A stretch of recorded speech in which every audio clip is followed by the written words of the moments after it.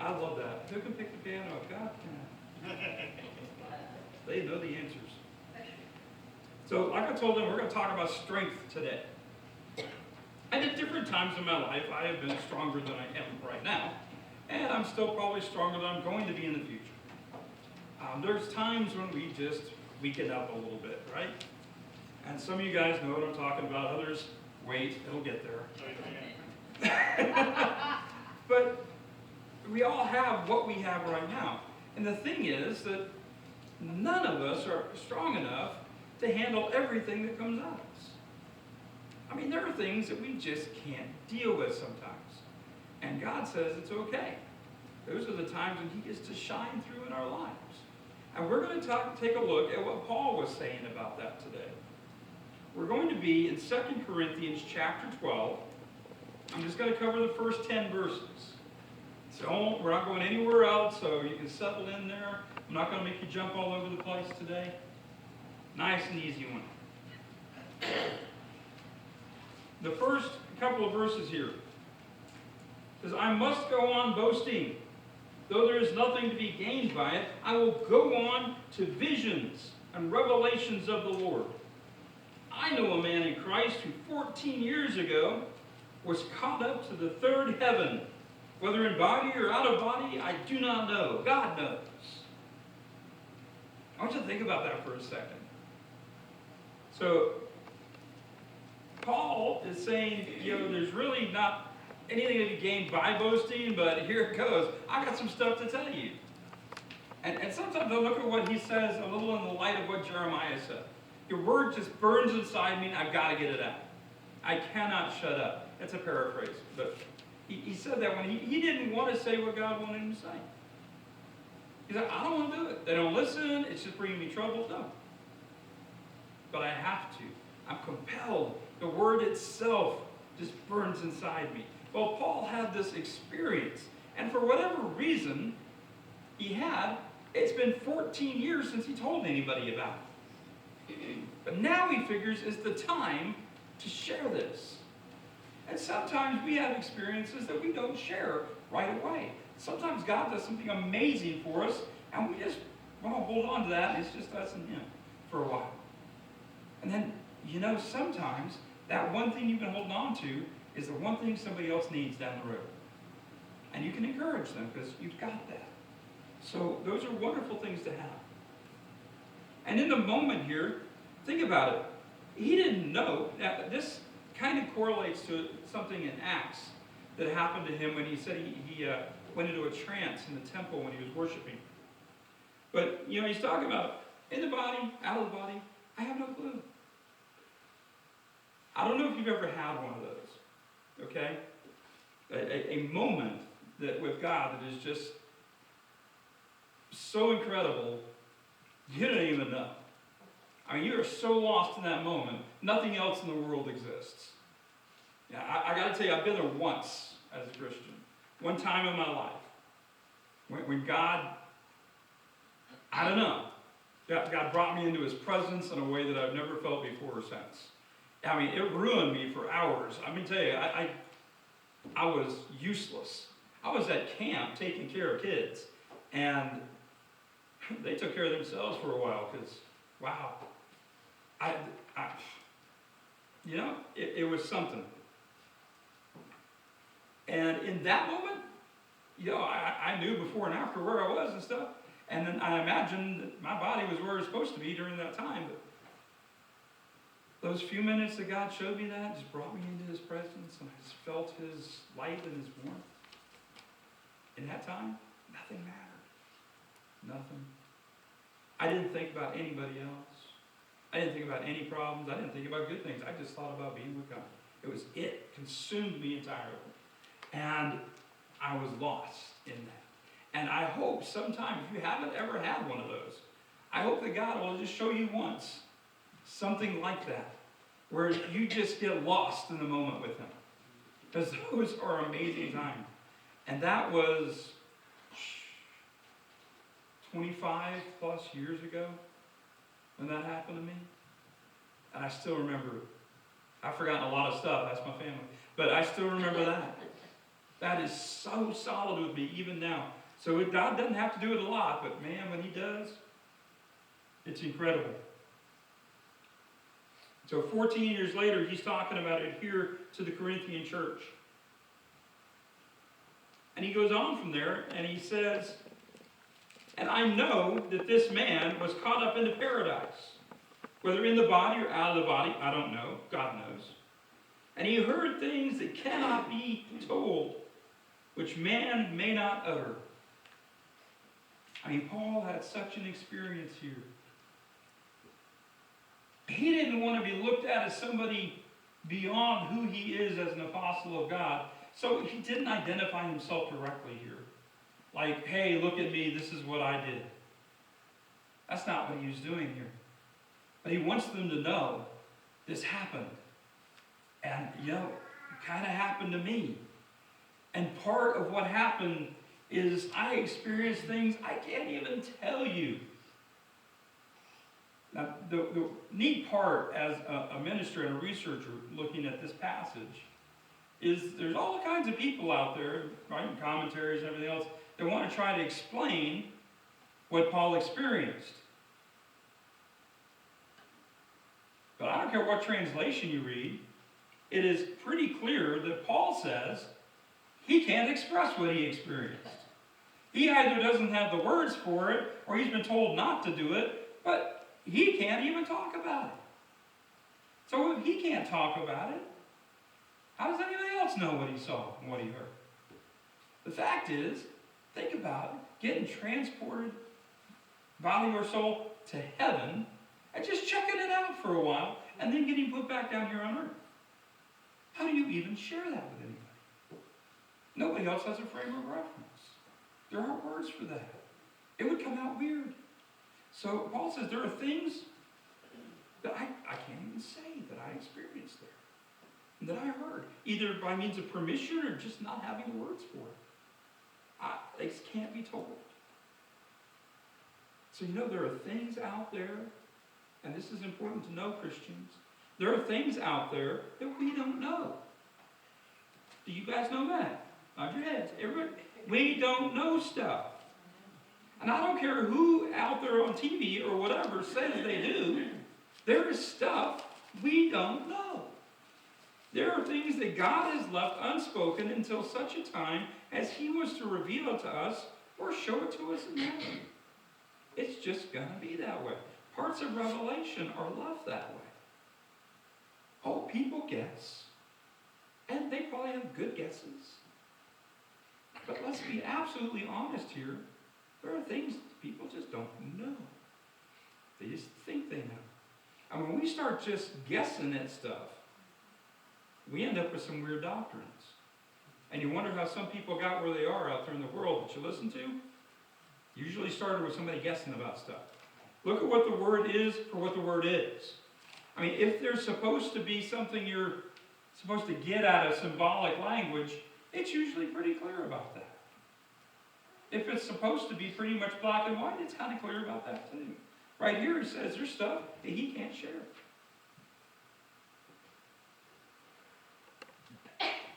Then in 5, it says, on behalf of this man, I will boast. I love that. He's not going to boast himself, but on behalf of himself, he's going to boast. But on my own behalf, I will not boast, except of my weakness. So here it is.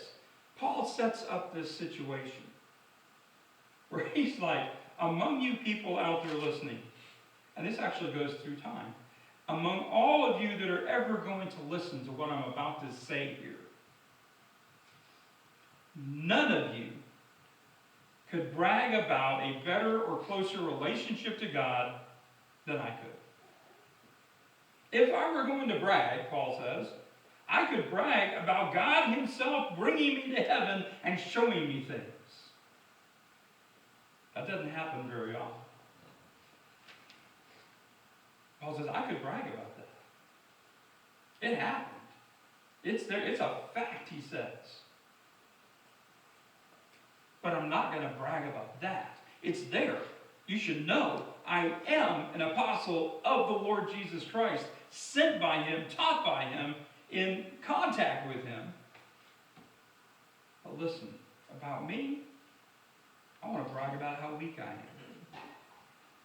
How about that?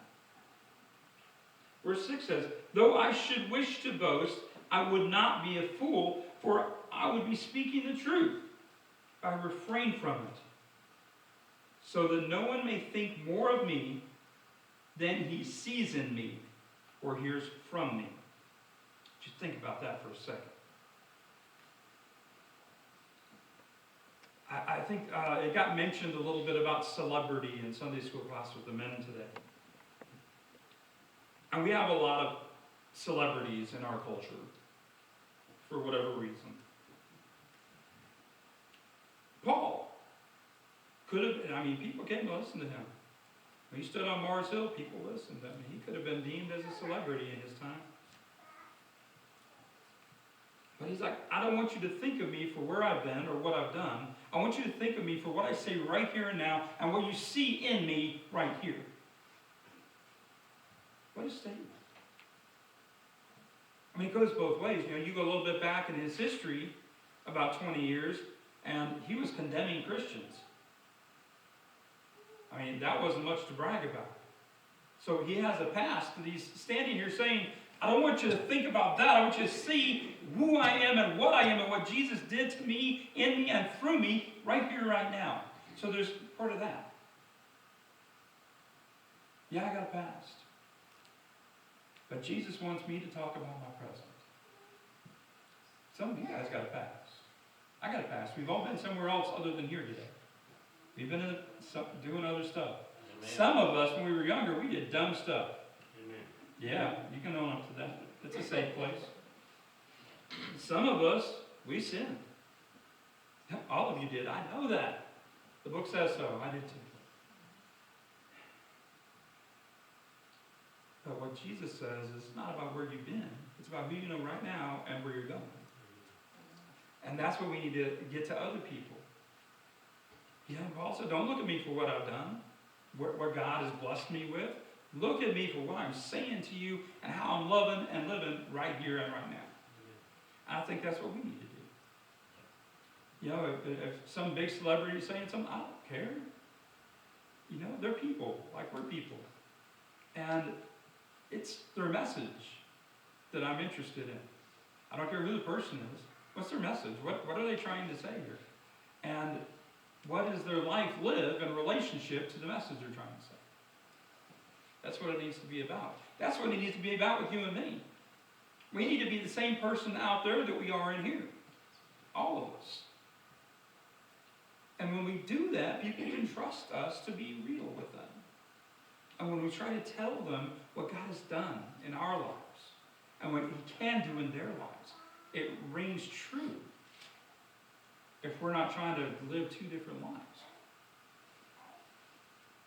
So, we should be people who say to others, listen to what I'm saying. Let me tell you about Jesus. Not necessarily about my life, but let me tell you about Jesus. Maybe how He changed my life. Verse 7. So, to keep me from becoming conceited, because of the surpassing greatness of the revelations. Man, I can't even imagine what it was he experienced. A thorn was given me in the flesh, a messenger of Satan to harass me, to keep me from becoming conceited. 3 times I pled with God, with the Lord about this, that it should leave me. So he has this amazing experience with God. Can't even give it to words. And then he says, on the heels of this was this thorn in the flesh.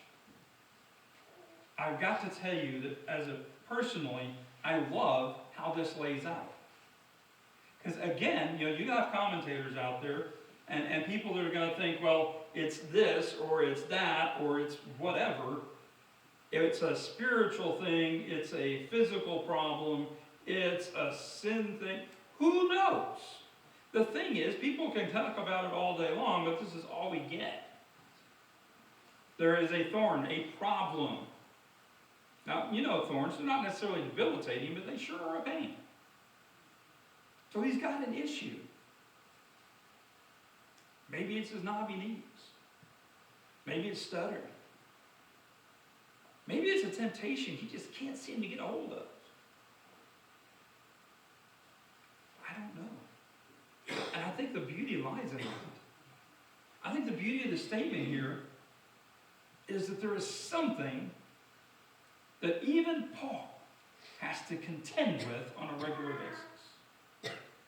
Whether it's physical or spiritual or emotional or whatever. There's something that just eats at him on a regular basis. And it's some type of thing that will keep him from being conceited. I would love to extrapolate further, but honestly, I don't have enough data. We don't know.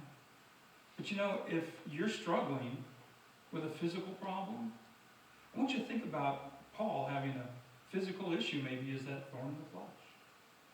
Maybe you're struggling with a sin problem.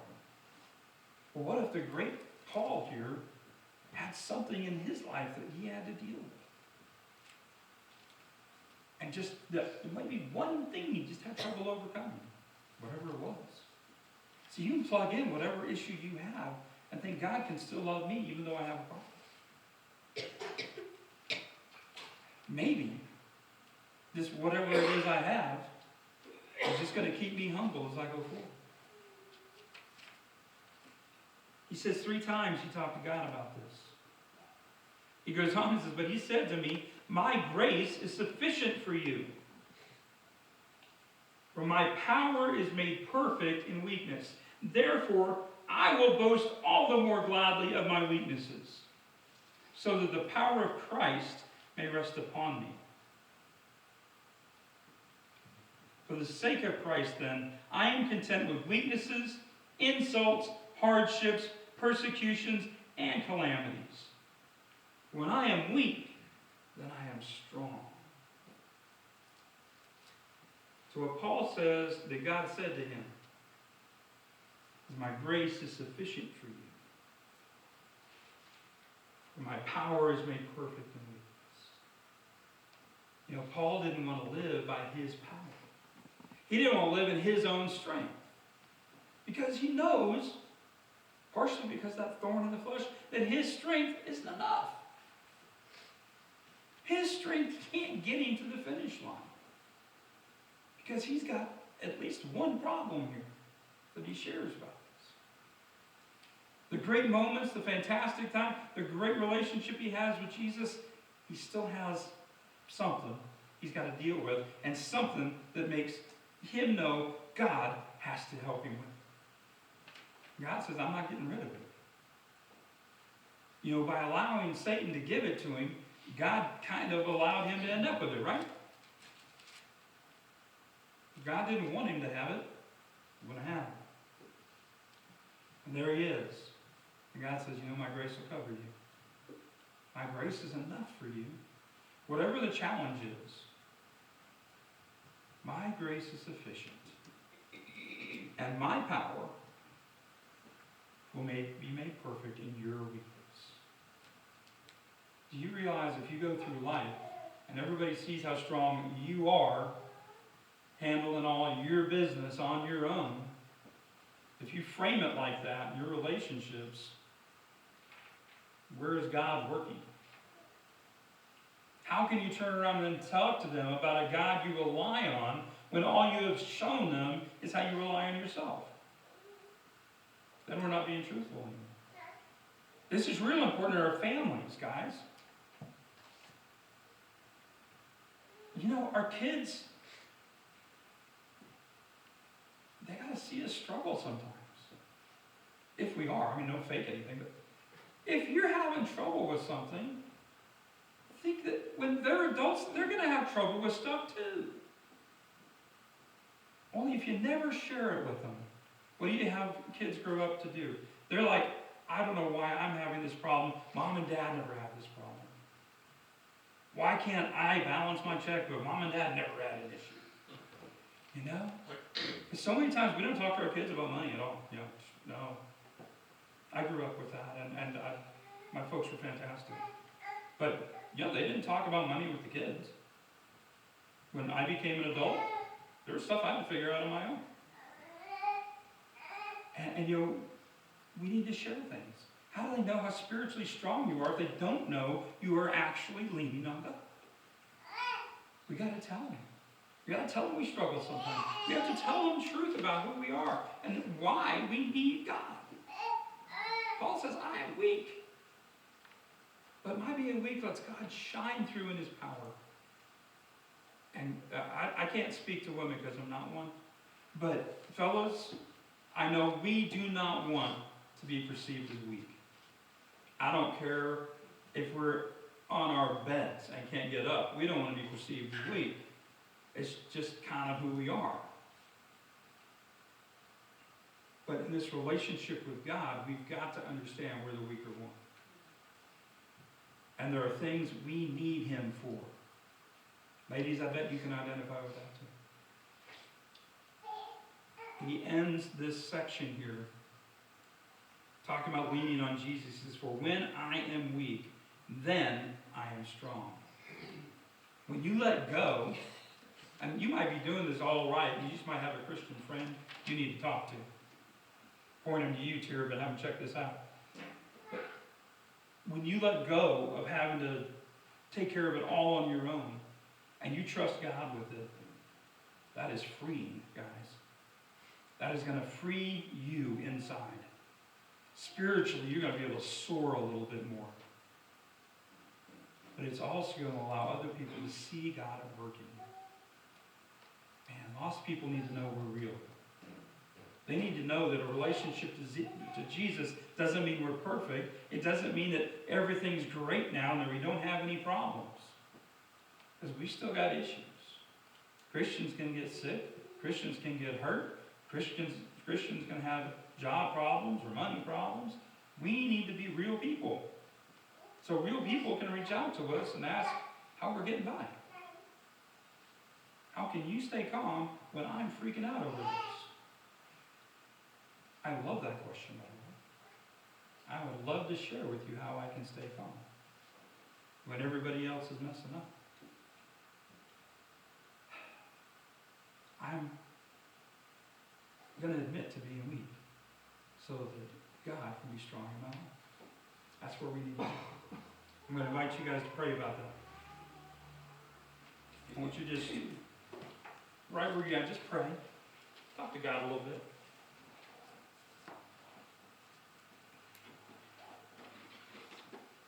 Are you leaning on Jesus in your life, or are you leaning on you?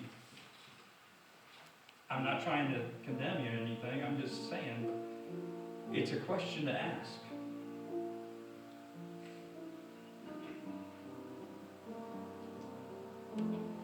Do you let other people see the love of God in your life? Or is that something you need to work on with God? You know, like he said to Paul, God is still saying, my grace is sufficient for you. My power is made perfect through your weakness. It's okay to be weak so that we can be stronger than ever. You talk to God. And if you need to talk to somebody, I'll be up front. You need to have a relationship with Jesus. And you've never committed yourself to him. You don't know what it's like to feel that forgiveness, that weight lifted off your shoulder. Come down here and let's talk.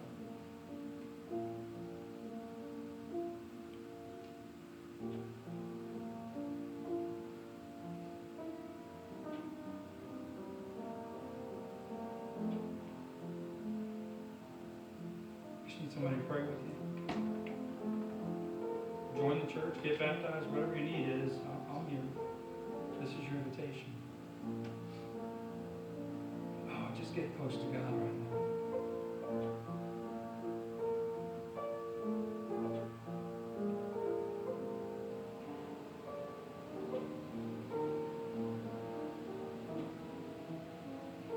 I pray that each person in this building, everyone in every pew, would feel closer to God right now than they have in a long, long time. That you feel free to just unburden yourself before him. Let it go. God who loves you so much, who will cover you with his grace and give you strength that you can't believe.